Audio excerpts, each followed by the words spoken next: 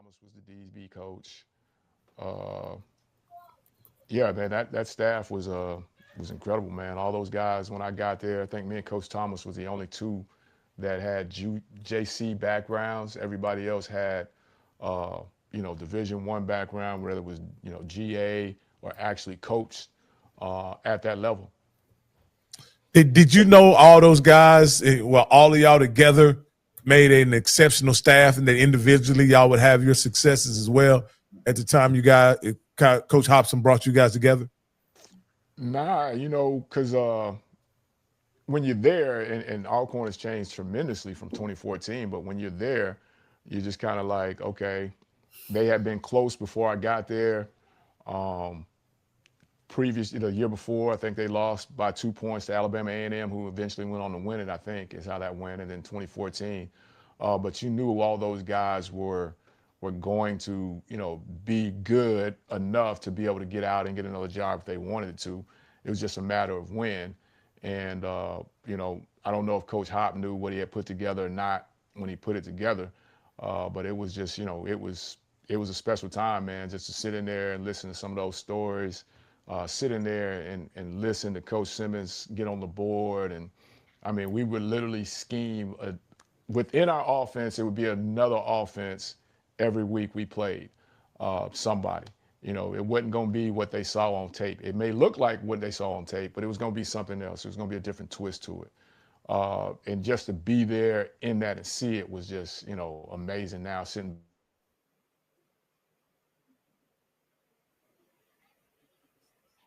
He froze up. Yeah, it looked like he froze on us. Yeah. Well,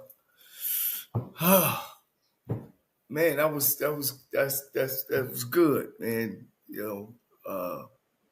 He's very knowledgeable. Yeah, very, very, very knowledgeable, man. Yeah. And I think let me see if we get you back. Unfortunately, we just in that business, Coach. Yeah, man. That's unfortunate, Coach, in that, and the fact that he is in the media space as an active head coach. It's unique, for sure. But I think it's something that the everybody needs. You know what I mean? Like, I think it's something that benefits the SWAC by having an active coach being in the media space, because he can clear a lot. One thing I from talking to you, Coach Cole, there's a lot of misconceptions about coaching. There's a lot of misinformation about coaching. And what I like to listen to you and Coach Fred and other guys who's had the whistle around their neck, is that you guys can say, hold up. That's not exactly how that goes. You know what I mean? This is how it goes. This is how it should be. What you're looking at with the naked eye is not actually what it is. And you're able to explain why. Well, and unfortunately, our counterparts, when I mean PWIs, it ain't like they don't make mistakes, you know what I mean? But they got so much media coverage that they're able to bounce. We in HBCUs, we get so more personal with coaches that we don't even know. And as Bishop always say, and we don't even know what we're talking about. And you don't even know what you're talking about unless you talk about somebody that's in it and knows what happened or what could have happened and what didn't happen and what did happen. And that's why we need this media space, for people actually to get to see a Coach Fred and the guys that we own, that hear them talk and talk, come from where they come from and their philosophies and what they think about, how to handle these kids and going through just the coaching ranks. And it's important. We or should I say our alumni and people that don't know about the game come up with all these crazy ideals, and really, if you look at it, guys, a lot of our ideals or our fans' ideals come from high school. And if you ever been down to high school, man, it's so, it's hard for you to advocate that that's all you know is high school football, and you're taking that and transitioning that to college football. it's a magnificent difference between high school football and college football. Campbell, do you think, because you've worked, you've paid attention to HBCUs a long time, Campbell, or do you think HBCU coaches and what they do off the field is scrutinized greater than that of their white counterparts? Well, I'm going to speak directly to this because this is going to be one of the things that comes up. And listen, it ain't no secret. So we had a coach, Coach Cozy. He umpired. And he's also getting his doctorate. The doctorate thing, I totally have no problem with. I think that's very valuable for a coach to learn and be an educator. My problem with, and this was no secret, and they said, hey, we just don't think, because I didn't realize, and I just found this out, I didn't realize he had umpired 30-something games. So that's 30 days of umpiring. That ain't like playing golf once a week. You see what I'm saying? So for me, again, I'm not saying coaches should have an outside life, but you got to earn that to me. You got to be at a level where you got everything under control. Fam, you was in a transition. Everything wasn't under control. So sometimes perception is reality. Now, the thing with Coach Fred, which I think is a little bit different, and I'm glad Coach Fred's on here. So when we're trying to recruit, we took a step back, which is fine. Everybody understood that. But when you don't see the recruiting going, and then you're kind of hearing things, and then all of a sudden, and not only that, guy, we didn't even know he was doing umpiring. It was, of course, somebody in a SWAC group said, hey, your coach is umpiring? And that, Papa, you got to let us know that. We shouldn't find that out through a SWAC group. So when you say we didn't know, are you saying we, the FAMU administration, didn't know? Did not know. They did not know. The FAMU administration didn't know? No. See, I'm just saying they didn't. Well, but my thing is this. Here's a guy making $200,000. When you go to the other counterpart, the PWI, they making $2 or $3 million. Well, Coach, I understand that, but we ain't them. So my thing is, you had to cut the grass. You had to paint the locker rooms. So see, my thing, I only compare what we're against. Don't tell me nothing about no $1 million. We don't have it. So I'm going to go to the thing with Coach Fred. And it's, to me, again, listen, man, we all have kids. You get more privilege as you do better. You win a championship, you ain't even got to show up because you got it on autopilot. And then, Coach, here's the thing. Now, and as a fan, right? Now, listen, let me tell you how this correlates because I'm getting to a point. You umpiring 30 games, right? You umpiring 30 games. We just saw a game where I had you to have to come on a show and talk to 3 other coaches saying, we don't know why these guys don't know what they're doing. Maybe if you was sitting in that room making sure that those guys knew, we would have you on a Monday night call saying why these guys are doing it. You see how that kind of works? And the perception is that. See, that's what people are automatically doing. I'm not saying it was wrong, but I'm telling you, people are human. That's the first thing they're going to do. That's the first thing. Well, he should have been umpire. If he hadn't been umpire, that guy would have made a play. So, Coach, I want to swing this back to you because one of the things that I thought was very valuable, because Alcorn, again, while it's a great program, it doesn't have that big boom name like Jackson State. It doesn't have that big boom name by Florida A&M. How were you able to use social media and your personality to recruit kids? Because you didn't have the budget where you could just jump on a plane and go see a kid. You could hear about kids because you had connections. But how were you able to utilize that? Because I thought you did it very well. But you would hear bells ring, hey man, Coach Fred on the player, like, how you know about this guy? So what did you do using social media and people, parents? Because I think one of the things with Coaches Corner, a lot of the parents watch our show, right? Mm-hmm. And I have parents that call me and say, man, I didn't even know about this HBCU coach. I want to send my son there. I get that all the time. I literally got 4 parents that say about Coach Quinn, where's he coach at? Is he looking for players? Because they see your personality. So how did social media work for you in a positive manner? It worked because it gave me reach, a little farther than what I could do, like you said. Reach us would chime in and have us on, or we be on with you guys, or repost here, repost there. That's the age that we're in right now. Like I said, I could screenshot you my DM off of X, Twitter, and all those kids, coaches, recruiting sites, have seen me or heard me or something like that from like one of these shows, and they send me stuff. You know, I've got kids from California, and I hadn't been to California, but here they've seen me. They've been able to see what, you know, we do. At one point, we were trying to get it off the ground because we didn't have that social media team, right? So we did it. You know, I went out, got a deal, got a phone from one of the companies, and all they wanted us to do was shout them out, and we shot morning videos out at practice and put it out. Hey, now do that go with you? Yeah.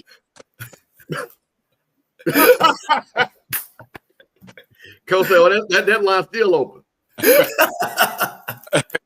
Hey, yeah.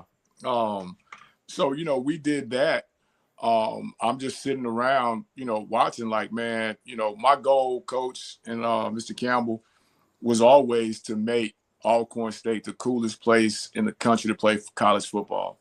You know, not just HBCU, but the coolest place in the country. You know, and that's from reaching out, not even realizing that I'm recruiting Montel Jordan's son. And it's way in the process when I realized that's the Montel Jordan and the connections that he lent to me. You know, we were able to get 225 pair of Beats headphones for the kids. You know, my guy, Uncle Luke down there in Miami, sending me things to, you know, hey, player of the game. I think there's a picture or two where Montario Hunt won, you know, offensive player of the game, and he's got the Luke record bandana. Luke sent it to him. You know, just trying to make that the coolest place in the world because kids see it. That where all the kids at on social media. Right. So, you know, we didn't have the team, we didn't have the budget to have the team to put it out there. So, hey, like I said, made a connection, and that's kind of how that went. You know, so I'll spin it back to you guys with a question before we get out of here. When you watch, say, and I'll use Nick Saban, do his coaches show from the local sports bar in Tuscaloosa, that's celebrated. People come to that, right? Why, if we did that in our sector, that would be frowned upon? Why do y'all think? I'm going to answer that, Coach. And like you said, I've seen coaches show, like Coach said, I go back way back when W.C. Gordon had a show, Eddie Robinson had a show. You can see those shows back on the regular TV. I think Coach Frederick is not saying, oh, we just lost Coach. Hopefully he'll come back. But let's see if Coach comes back before I make the statement. I tell you what, while Coach is getting it, I want to address this right here, Coach. Cozy played baseball for 1 year in Florida. He's not giving up that umpiring. How many black SEC umpires are there? I'm going to ask that question back. How many HBCU football coaching jobs are there? How many SWAC jobs? So you're going to tell me coach umpiring is more important to be one of the 12 coaches in SWAC? Come on, man. I know y'all like to say stuff, but don't come with the non-common sense. I'm gonna tell you what I tell my children. When they say stuff like this, I tell them, go in the mirror and tell yourself that and see if that makes sense to you. That don't even make sense to you. And Evan, you know you my guy. I know you kind of do stuff just to kind of egg us on, but come on, bro. You know better. You are a smart guy. But there's no way to make this comparison on a part-time job compared to one of 12 jobs that anybody that's in this profession wants, especially at Florida A&M University. And you're going to tell me that's more important? Because I'll tell you this, if that's the truth, then you don't need to coach at FAMU then. If that's the belief, you don't need to coach at FAMU.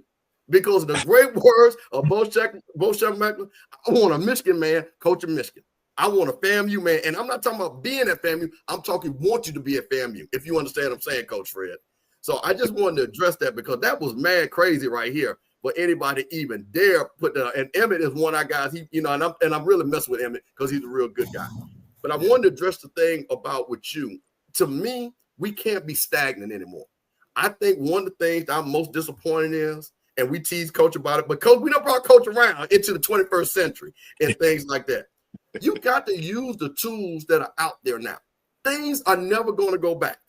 I tell people this all the time. Coach, I'm a big football nerd. I was one of those guys in Tallahassee when Charlie Ward was playing and Deion was playing, we were calling a little AM radio say just to argue with white folks because the way they disrespected Florida State and FAMU. That's what we did.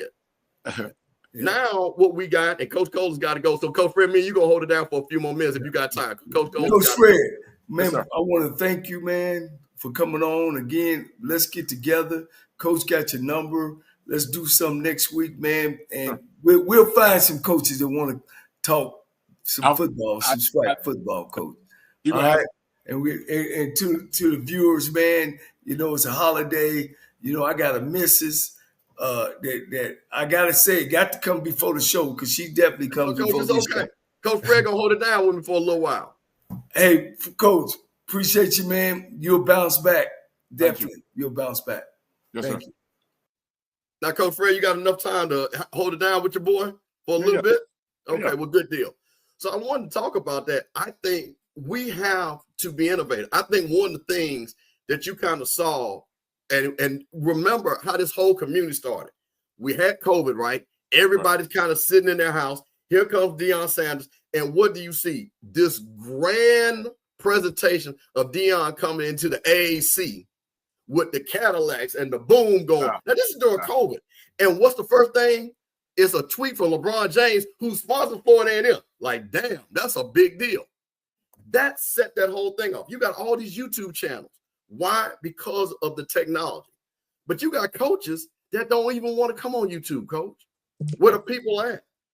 After this thing is viewed, we're going to have 1,000+ views of parents, boosters, alums that's going to be able to watch you. So for me, the most disappointing thing is when you sit up and say, I'm going to do it the old way. Because then what happens is, Coach, and I'm not going to say because something happened, is when you do say something and you notice if it's negative, guess what it does? It goes viral.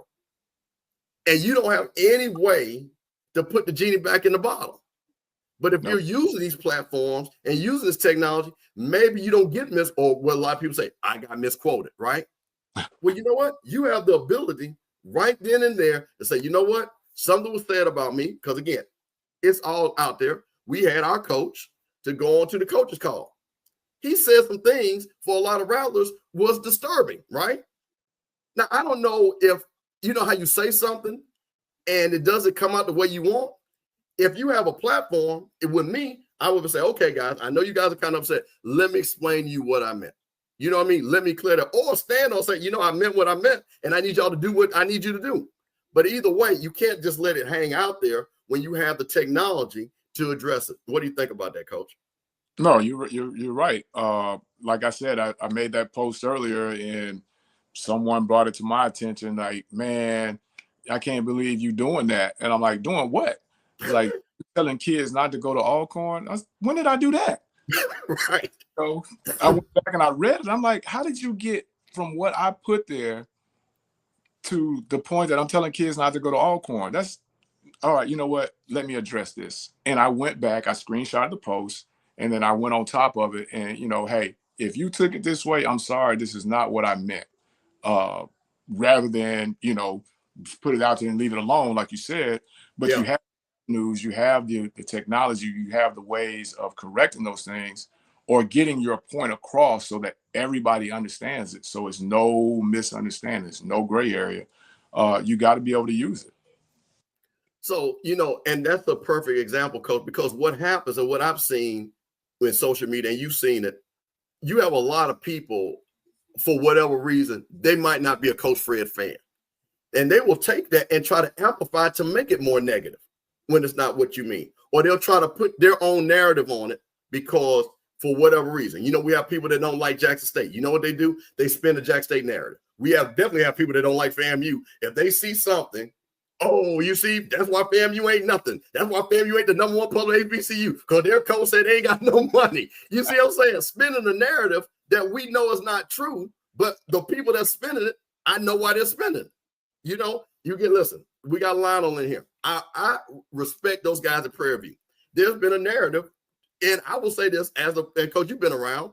Prairie View has not been at the top. They've only won a championship, but guess what? They're trying to spin their own narrative. They have every right to have their platform to spin their own narrative. I give Ken and them a lot of credit. My homeboy. Ken and them saw a lot of stuff going on that was said about Jackson State. Kids say, you know what, we're going to have our own safe space for Jackson State. Well, we're going to tell our own Jackson State stories.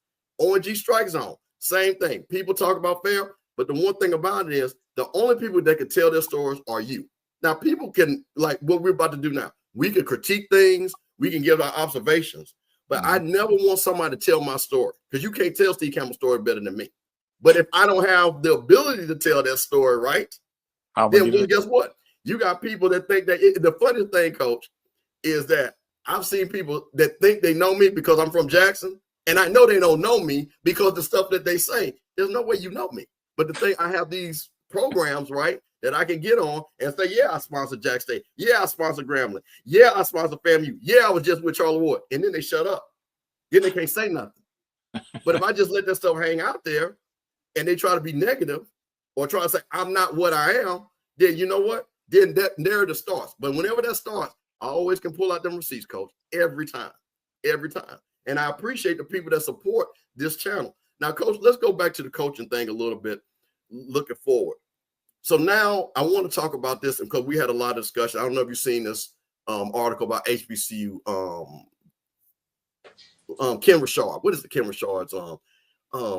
Ken Richard has HBCU. It'll come to me. Anyway, they wrote an article about the street agents. And Chris Dishman was quoted about street agents are really hurting kids in FCS and coming to them tend to jump in the portal. What has you looking at? Have you seen these street agents go to our players, sell them lies, or tell them that, hey, you need to leave Alcorn, you need to leave Jackson State, you need to leave FAMU because I can go get you another deal? Have you seen that on this level? Thank you, HBCU Sports. Have you seen that on this level? I have not seen it personally, but the thing that I've noticed over the last couple of days there, Mr. Campbell, if you go look at some of those posts when they're saying they're getting in the portal, blah, blah, blah. If you look at the bottom, a lot of them, if I've seen 10, 8 of them have, you can contact my so-and-so agency. And I'm just like, oh, okay. So this is what it is. But I knew there's NIL agents. We know that. But to actually see that kids are posting their agents' information, contact my agency for my information, that tells me you've been talking to them before today. So, but personally, I haven't seen anybody just actually come down and be like, hey, Mr. Campbell, great game here tonight at, in Tallahassee, man, but you bigger than this, man. Get in the portal. Here's my information. Give me a call. I hadn't seen that personally. Yeah. So that's the thing, that one of the things that I'm most concerned about, right, Coach? Work with an agency. Understand, back in the NFL, you would have these street guys run around and they will make kids go to NFL, right? They give them a little money and say, oh, you're going to be a first rounder when they never going to be a first rounder. I'm more concerned now, and I want to hear this. When you have a kid that's at Alcorn or at any school where he's trying to develop, but because he doesn't want to stick with it and goes in the portal. And then a lot of times these kids, 4,000 or 5,000 kids, clearly made the wrong decision, right? What would you tell these kids? Because we have a lot of parents, because as you know, it's portal time, right? What would you tell these kids what they and their parents what they need to evaluate before they get in the portal if they are solidified with their scholarship? You got to figure out what it is you're wanting. And then you got to figure out what you're wanting. Does it have a need for you? So if I'm at FAMU and I'm playing and I'm getting my school taken care of, I'm getting $200 or whatever NIL money, am I willing to risk that in hopes of trying to get a car, $3,000 a week or whatever? Is it worth that risk? Is it worth the risk of trying to catch a South Florida eye to leave Tallahassee? If I get caught out here, what's going to be my backup? Now there's only one portal. So I would tell all of them, parents, hey, when little Johnny said he wants to hit the portal, there's one window. And right now, everybody's lining up to, when that thing opens, to jump in it. And there's going to be some people that are going to be left out there, like you said, that have left greener pastures looking for something else. And now you just kind of, you're out there. Now you find yourself walking on. Now, parents, you've got to ask yourself, are you willing to pay for that? Because you're going to have to pay if you leave a scholarship. So you've got to make sure if you're at FAM and you're trying to get over there across the street to FSU, you got to make sure they have a need, your position, and you have an avenue to be able to get in front of them. Because if you don't, it's a gazillion people in the portal. Now, let me ask you a question. You said something, and I see one thing about HBCU Coaches Corner. We like to educate people. They heard about these 2 windows.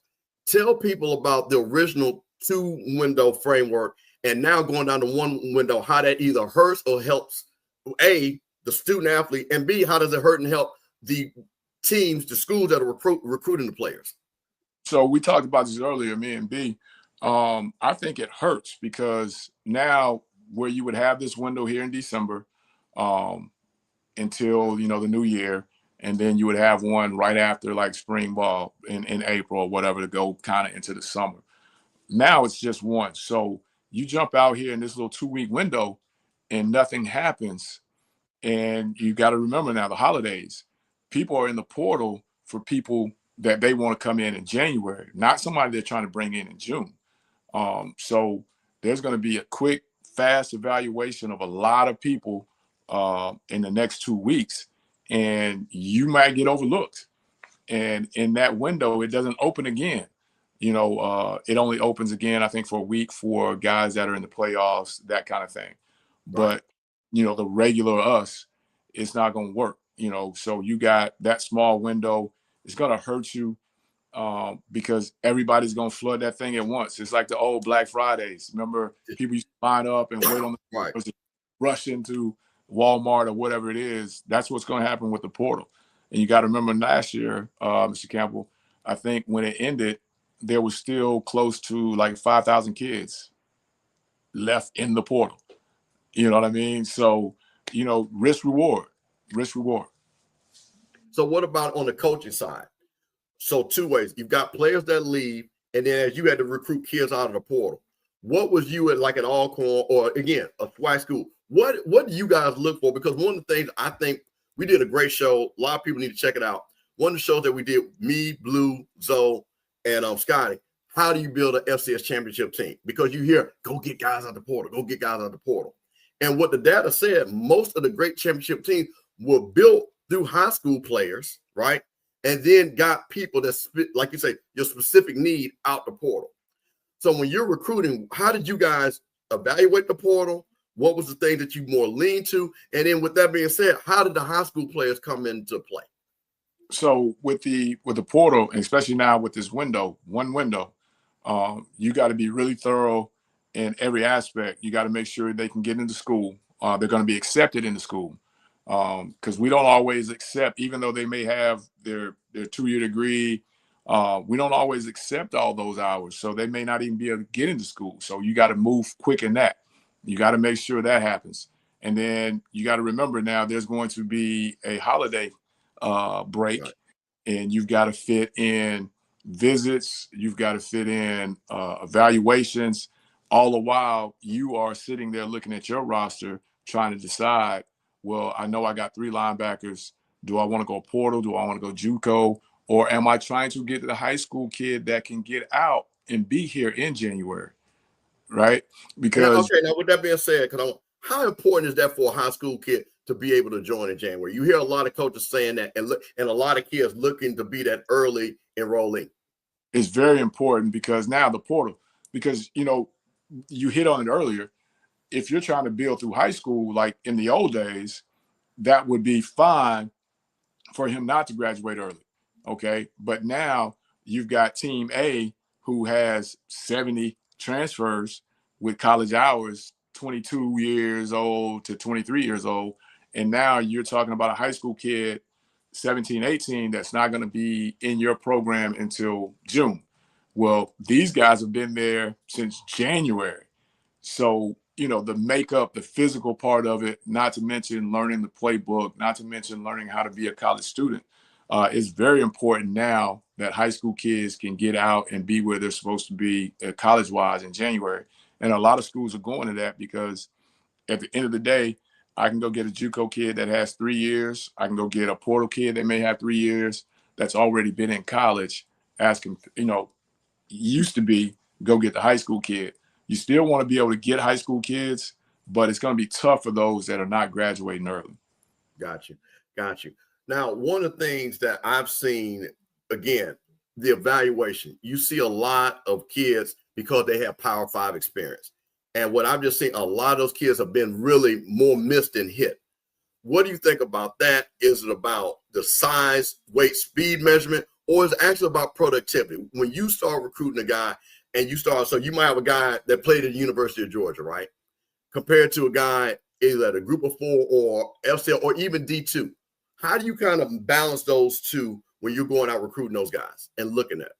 So what you want to do, Mr. Campbell, is in the beginning when the portal thing really was hot, first jumped off, and you could get a kid from Georgia, you didn't even pay attention to the fact that the tape that he sent you was all practice. Right. As to where, Claude Cherlouse, who plays with the Panthers now, was at UMass, was sending actual game tape. Georgia, UMass, you're probably going with the kid from Georgia just because he was from Georgia, he signed from UGA. Right. As the kid, they have the same years, same makeup. He's showing you actual college tape. So now that you've kind of sat back and you had a chance to look at it, you have to really, if he's sending you just practice tape, if you feel like the kid can play, then of course, maybe he's just not getting a chance. Maybe he's not what they thought he was compared to, the kid from Middle Tennessee that's actually sending you game tape. But now the valuation is, okay, there's a reason he's not playing there. Do we think he can play here? Or do we take the chance on this kid from Hutchinson Community College who we actually see balling out on tape, in game situations? So that's part of the process now of sifting through, making sure you're not just looking at a bunch of practice clips.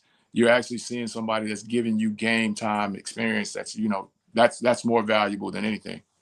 Right.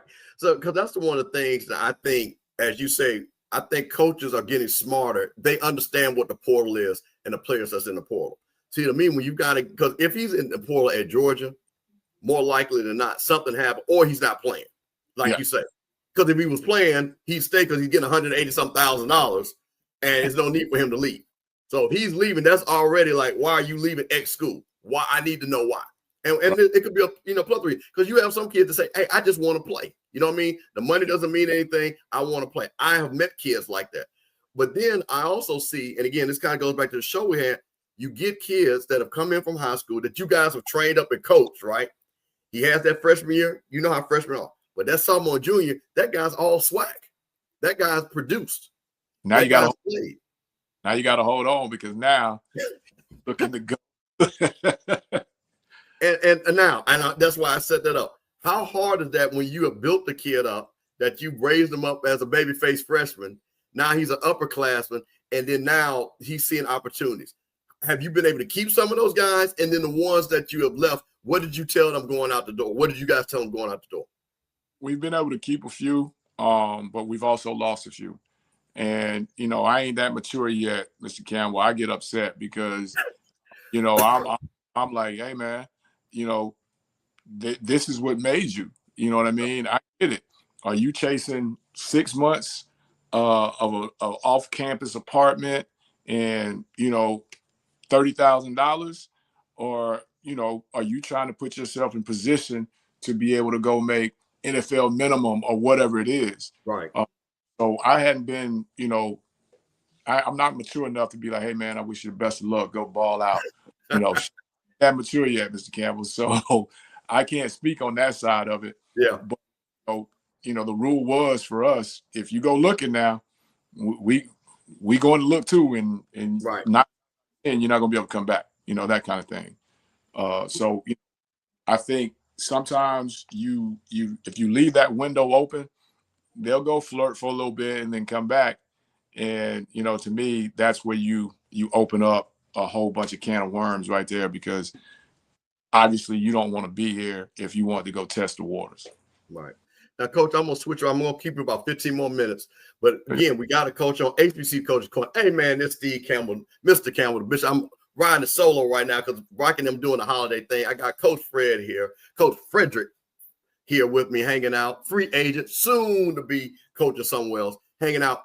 but we're talking to you and we're trying to get a coach's perspective. Now, Coach, this is one of the big things that's been on. Maybe you've seen this on social media. The MEAC just announced who was the MEAC Coach of the Year, and they gave it to Chennis Berry compared to giving it to Deshaun Jackson. Looking at, because I know you follow, I love what you and Blue do, so I know you're following what happens over there at the MEAC. What do you think about that choice, and why do you think the MEAC did that, and B, if you don't agree with it, tell us why did you think Deshaun Jackson should have been MEAC Coach of the Year? I think I think it should have been Deshaun Jackson because of what they did. He took over a program that was a one-win team and 4 turnovers away from being conference champions. Four turnovers from being a conference champ, right? And I think they did that, not taking anything away from Coach Chennis by winning the conference. I understand that argument. He won it. He's the coach of the winning team. But we've also seen where a coach has been the winning team of a conference and not get it. So right. It didn't have to be the written rule. But I think I really think they got that wrong. The job Deshaun Jackson did this year, he should have at least been offensive coach of the year. Right. Now, that ties into the next thing. You saw Deshaun Jackson, Delaware State, again, not known to be in a football power in the MEAC, haven't had a lot of winning seasons. Then you have Michael Vick, the superstar, the hometown legend, comes back to Norfolk State. Why do you think that Deshaun Jackson was successful from what he did, especially where I think he had a higher mountain to climb compared to, and what I'm really shocked, I think they've only won 1 game in Norfolk this year. Why do you think that was such a tragic failure? And what did Deshaun Jackson do right? What did you think Coach Vick did wrong? And what does Coach Vick have to do to get that on a winning track? I think Coach Jackson did it the old-fashioned way, so to speak.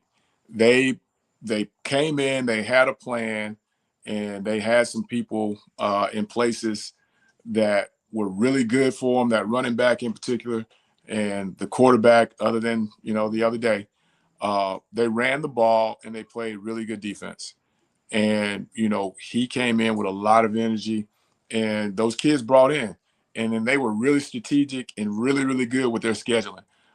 They had some real soft stuff early to get, the confidence rolling. And I think it just kind of took off. I think this is what, and I was one of the ones that questioned it. And I'll be the first to say, I didn't know how serious Coach Jackson would be about coaching, but I think he's really in it, as to where now when we talk Norfolk, I don't know if Coach Vick really understood what it was to have that seat.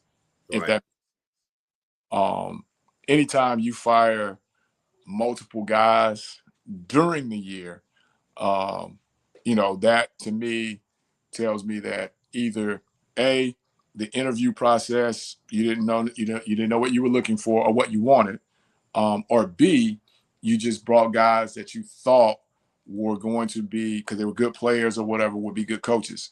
So that puts you behind the 8. And, I just think it's a difference in philosophy. I think one really wants to do it. I don't know if the other really wants to do it. Now, it's funny that you say that. Now, neither one of us know Michael Vick personally. I met Michael Vick, done events with him. But what is it because when you say that, because I find it fascinating when you talk about the two, right? You see Deshaun Jackson on one way, and it looks like he's 100% bought in. Every time you see him, he's got that baby blue and red on. I mean, the first day of the press conference, the boy was casket sharp, as they said, old folks. Michael Vick on his first day, like he just came from the barbershop with some Air Force Ones and a Letterman jacket. Is it the body language that people from the outside see that make you give that observation? When you say that, because, why did you say what you said? What was about that? Because you hear a lot of people saying that, about Coach Vick. And I'm one not to condemn that because I'm a laid back guy myself, but the demeanor and, being in the business, you hear stories, about how things go in the office. And I get it. That's Michael Vick. That's first $100 million man in the NFL. Right. But the demeanor and I just, the seriousness of it, I don't think it was really thought through. But, you know, I expect him to be better in the second year because now he knows. Right. You know, now we're going to really see if he's serious about it. But, yeah, it was just the overall demeanor. And a couple of the interviews after was just kind of like, you know, I'm laid back, but, you know, Yeah, super cool. Like, yeah, you know, we just, you know, we didn't do a good job today on defense. And me, you know, and I get it. You ain't got to be fiery. But, you know, at times, I just didn't think he was really in it. Right. Now, with that being said, Coach, this is going to time we're going to close out with this, Coach. I know I caught you off guard, but I really appreciate you going on because we're asking a lot of questions. And like I say, it's best for a coach to answer because we got all these people, again, that sit in the seat like me. We think we know, but you have done it and you do know. So with that being said, we've got a big opening, and we're going to talk about that. But when you see a Deshaun Jackson, 1 year turnaround, Tremaine Jackson, 1 year turnaround, how much pressure is that going to be for these other programs that's going to have job openings to say, we want that to be that? Do you think that's going to be a lot of pressure where they want to see a 1 year turnaround, or if they're going to allow the coaches that they hire to build and grow into the program? I think it's going to be a lot of pressure, Mr. Campbell. I don't know if it's too many more programs left or people in charge of programs left that understand that it's going to take more than 3. If you rock bottom, it's going to take more than 3 to build. You know, we can't expect in the third year to be in a championship game unless we're finna give you that Ohio State NIL money and you can go buy the championship team. So it's going to be somebody that has to have patience. I'm glad you brought that up because now I want to swing it to you, and you probably about it. Deshaun Jackson, NFL. Tremaine Jackson, not NFL. But we hear that, and we've seen that everybody's wanting and they call them celebrity coaches. I call it pro coaches. Right. Who did the most for the common coach like myself?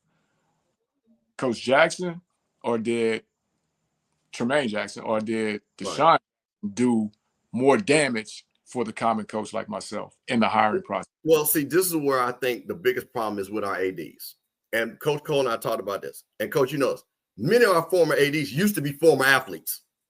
So they really understood what it took to coach. Many of our former ADs, back, and I'm talking about old school, back in old school days, they were former coaches that, you know, by the time they retired, they got to go watch they turned into AD. So they understood the trials and tribulations. Now, because of compliance, fundraising, things like that, most of our ADs, if you look at it, it's very few of our ADs that actually play sports. You know what I mean? To that level. You know, you got Ashley Robinson that played and things like that. You know, and I'm just thinking right off the top. So Ashley has a great understanding because he actually played, you know what I'm saying, basketball. He knows it. But a lot of our ADs now, you got to fundraise. You got to be a compliance person. You got to be an APR person. You know what I mean? And I think for them, they don't have the level of patience because they think if I just get a name, right, then that's what it's supposed to be. Because guess what? Dion did it. Why can't we do it here with X person? Now, for Delaware State, I got to give Deshaun Jackson credit. But he knew to have Travis Clark, who was a phenomenal, renowned high school coach that won several state championships in California. That was his bedrock. That was his foundation. And then he did a great job of hiring former athletes that clearly had the knack. Eugene, I think one of the biggest hires, and Peter, is Eugene Chung. That's the offensive line coach for Delaware State. I think that's amazing. But when you look at a coach, Tremaine Jackson, and how he built it, and I'm always going to be like this, because let's start naming. If you say, let's rank our 10 greatest coaches, right? They're going to start having T.C. Taylor. He played at Jackson State. Trey Oliver. He played at Central. Chennis Berry. Look at him. Tremaine Jackson. Eddie Robinson. When you start naming these guys, there are things that are consistent with these guys. They all worked their way up. They all had played. They understood the environment. And that's the thing. And now you've got the Quinn Grays of the world, right? That's now starting to feel that. Worked his way up. Played in the MEAC. All-conference player. All-American type player. Has built something in Albany State. But how is he able to build it? Because I believe he knows how to build because he was there seeing it being built by great coaches. So one of the things about it, Dion did a great job. But here was the thing about it. Jackson State was just like a Benz. It just needs some gas in it. Once you put some gas in that Benz, it's going to roll. But what T.C. Taylor has done, which Dion didn't do, is he won that championship. And I think T.C. won that championship for one reason. He was 100% always focused on Jackson State.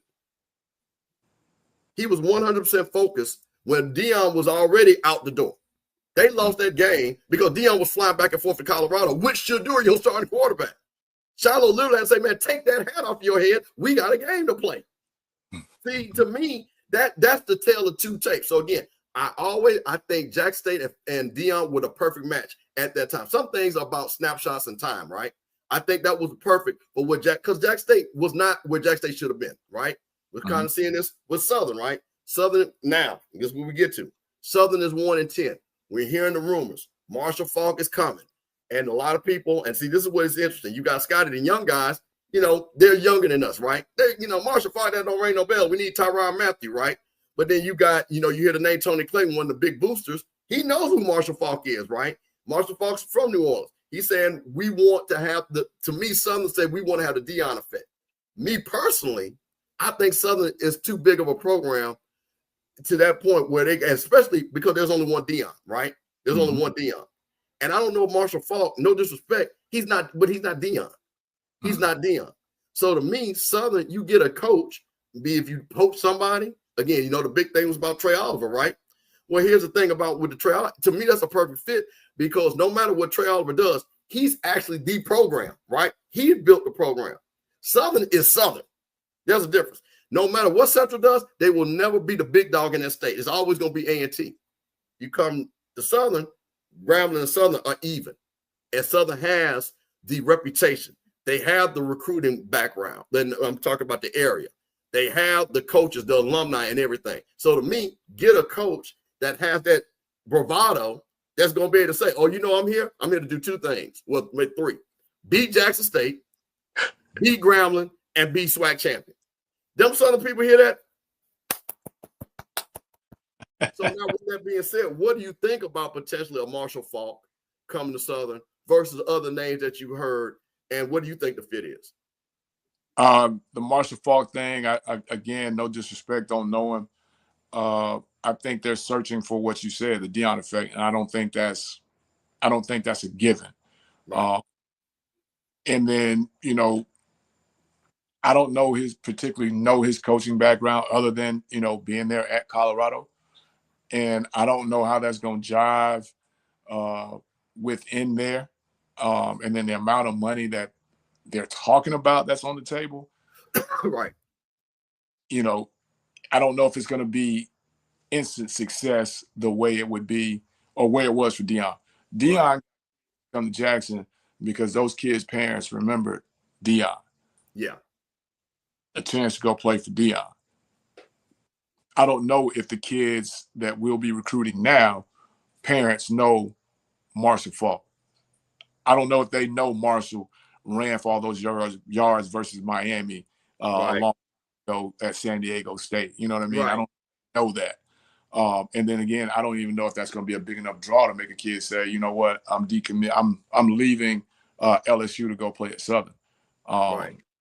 James Houston, whatever reason was not at Florida and wound up at Jackson State with Coach Prime at the time. I don't know if Marshall will be able to do that. And then I'll ask you, I don't know, has Southern bottomed out so far to where he would have to do a complete overhaul of everything? Right. Well, this is the thing. And when I look at, and I think Southern and FAMU are kind of in the same boat.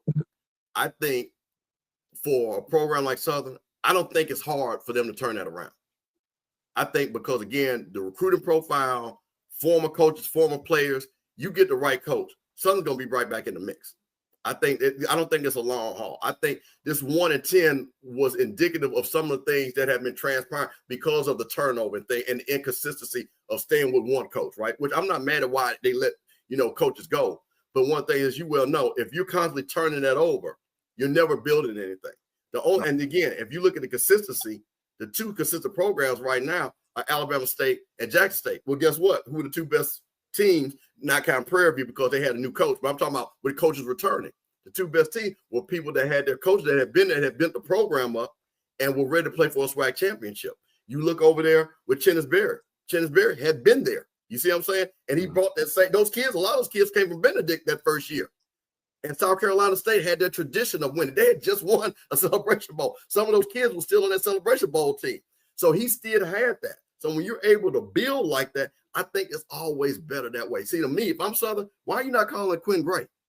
I understand he's a Florida guy and things like that. But to me, and if, hey, man, we had a great interview with Quinn Gray. I'm telling you this, Quinn Gray reminds me of T.C. Taylor. That same demeanor, don't have to be, but that kind of big guy that like, hey, we about to kick your ass type scenario. You know what I mean? Because the one thing, if anybody's met T.C. Taylor, that's a big man. You know what I'm saying? He ain't no little guy. So he don't need to be blah, blah, blah, blah, blah, blah. You know what I'm saying? But I tell you what, you ain't gonna, as they say, you ain't gonna F with that boy. You see what I mean? And that's, to me, that would fit Southern. Now, a Trey Oliver, what I think fits Southern, because he can do both of them. He's a great coach, great X and O guy, great recruiter, and he do that talk that Southern likes. You know what I'm saying? Trey Oliver's gonna come down here and say, you know what? Oh, I'm here. We beat Jack State next week, guaranteed. Yeah, he's been there. Yeah, he thinks that way. He literally said, I don't lose a SWAC team. That's what he literally said going into the year. I'm not losing a SWAC team. So he literally will bring that down to Southern, to me. Now, the thing, the thing with Marshall Faulk, and I guess the question always is, and we kind of talked about it, because I'm old. So I never know who knows what, right, of kids, you know, because I looked to see when Marshall Faulk retired. So then I'm starting to see how old a parent would be, to your point, you know, with it. And so I'm with you. I don't think those parents, because you think if a kid is between as 18 years old, right? Their parents in upper 40s, you know, if they did it right, you know what I'm saying? I know some people have kids, but, you know, just keeping it real, you know, they went to college or worked, they're in their upper 40s. That's really on that cutoff line compared to like me and you. Because when I was in school, Marshall, I remember when he went nuts against Miami. You know what I'm saying? I remember when he went crazy against Mississippi as a freshman. I literally saw it. I'm like, this is incredible. You know, so my thing is, again, what does he bring? Because the first thing you hear people, well, he's going to bring resources. Well, what resources is he bringing? What is he going to do? The one thing when people compare it about what Deion did, one thing Deion did, he brought literally resources. You know what I'm saying? He had corporate connections that was showing that are still paying off for Jackson State, right? So the question is, what resources Marshall bringing? This is another thing too. Does Marshall, and this is the thing that bothers me about guys in this segment, does he know who you are? Does he know the coaches? So it's cool to go get a guy that somebody says, hey, he's a wide receiver coach, but does he know the Southern football? You know the Southern football. You recruit against him all the time. So is Marshall smart enough to pick up the phone and say, hey, Coach Frederick, I heard that, you know, you're looking for another opportunity. I'm trying to build my staff up. You've been around this conference. You've been around championship programs. Let me hire you instead of getting a name, right? Which I think happened with Michael Vick a little bit with some of the coaches he hired that really weren't top notch and they failed. And he comes down here and doesn't get the right people. And I'm not saying he will or will not, but I'm saying those are things that concern me when somebody comes into the SWAC, right? Because you got to kind of know some things in the SWAC. That's one of the things that's going to happen. We getting ready to get a new AD. The first question I want to know is, do you know all 12 schools in SWAC? And people might think that's a silly question, right? But it's an important question because each one of those schools brings a different value, and you got to know how to attack each one of those schools. You got to know how to recruit against Alabama State. You got to know how to recruit against Jackson State. You got to know how to recruit against others. And when I say recruiting, ADs do recruiting too, as far as hiring coaches, as far as bringing in staff. Who are the right people that's going to come to your school? So for me, I just think, to your point, I think Southern would be better off putting that big money, because we've heard some crazy numbers, right? $450 to $600,000. Man, you got $450. Man, go get your whiteboard in at that point. You know, that's a national champion for that type of money. You know, I'm like, come on, man. It's like that. So that's the thing about it. So, you know, we will see. Again, not saying that Marshall Faulk is the wrong choice. I don't know. You know what I mean? I don't know. We don't know. Yep. But the bigger thing is, and this is, we got a lot of Southern folks in the chat. To the Southern folks, again, Coach, I know we're going to tie this up. What do you Southern folks think? Is he the right? Are you guys going to be excited? You know what I mean? Because there's a couple of things where I know people, I'm an alum and people kind of know me and stuff like that. But I don't care what anybody says. And people tease about attendance and things like that. But when your program is regressing, people don't come to the game. That attendance means something because, Coach, as you know, that pays bills. The more people come to the game, the more money you have for your program. So I never understand when people talk about attendance doesn't matter. Attendance always matters. Tick sales. And also, when people are coming to the game, the alums are coming to the game, guess what you can do? Hey, since you're here, oh, by the way, can you give me some more money other than this $50 ticket that you just paid for? How about you give me $500, you know, and things like that? It's a big recruiting thing. So that's the whole thing that I think, when I look at, I'm going to be very curious to see how this plays out. You heard one rumor that he wasn't going to take the job and that Trey Allen was going to take it. Now I'm hearing that it swung back and that Marshall is going to be announced, during Bayou Classic. I don't know. I've talked to some Southern people. I made phone calls. I'm hearing more that it is Marshall Faulk. And that's why I'm kind of hearing these numbers. And I'm like, wow, is this, what you want to do? But again, and like I said, yes, he is from New Orleans. So I'm not saying that Marshall does not know the area. He's from New Orleans. But knowing the area and knowing the players in the area, and when I mean players, coaches, alums, players, all that makes a big difference. Because one thing about, and that's what I'm saying, I keep saying this, hey, Marshall, here go a guy that knows the area. So if you watch this, which they do watch, here's a guy that you need to call right here. Because if nothing else, a guy like you can also help him buffer coming in, right? Because he can pull you say, Coach Fred down. He never did this before. Now, how do you pronounce Alcorn? Yeah. So that's how it is. So, Coach, listen, we're going to let you go. We're going to close this stream out. Appreciate everybody staying with us. It's your bishop hanging out doing it, man. We had to have, church service, doors of the church open. But, Coach, tell everybody how to follow you on social media. And I tell you what I'm going to do is for all the coaches, I'm not going to have Coach Fred to put out his phone number or anything. But if coaches, I got Coach Fred's number, I will get him in contact with you. But, Coach, tell everybody where they can find you and what you're going to be doing, as far as you're still going to keep the Common Man podcast and all that going on with Blue. Yeah, man, I ain't got nothing but some time now. So we're going to throw up some episodes, man. I got to get you back on there. But you can find me on X at @the_coach_Fred. On there with B, Blue Bloods. We just did a show today. We'll be back next week. Nothing but some time now, man. Regroup, refresh. You hear them grand girls in there going crazy. That's why I'm going to let you go because they looking for you. No, they in there from Cows. I already know what that is. Okay. Just trying to regenerate, man, and get myself going. And, I got one more day to soak in this. Birthday on Friday. So Thanksgiving Thursday, I got to do a turkey. So, I ain't got much time to soak in it, man. Got to hit the ground running, be right back in it. Ready to go, man. Ready to go. Well, Coach, we're going to make sure, like I say, hey, for all the coaches watching, this is one of the best in the business, one of the best recruiters in the business. And also, as they guys said, I can coach multiple positions. So whatever you need me to do, I can do it. Coach Fred, we thank you for joining the HBCU Coaches Corner. Man, thank you. Thank y'all. I appreciate it. All right. Thank you there, Coach. Appreciate it. All right, guys, listen, appreciate you joining the HBCU Coaches Corner. I want to really say, hey, man, we have had a great year. We're winding down the football season. We're going to talk basketball and bring other coaches on. We're going to have a lot of great coaches. I'm working on another big name next week to bring on, there's somebody that's affiliated with a team that's playing in the championship, SWAC championship. But I also want to wish all my HBCU Coaches Corner family, hey, man, happy Thanksgiving, man. Be safe out there. Do not be out there drinking too much drive. The folks that y'all drive them nice cars. I don't want to see none of y'all hemmed up down there at Bayou Classic or wherever you're going to go, safe travels. And I'm going to say this for the HBCU Coaches Corner. We would not have this show without you guys. We appreciate it. Thank you so much. Thank you for the respect that you give us. Love you all. And we'll see you guys next Tuesday.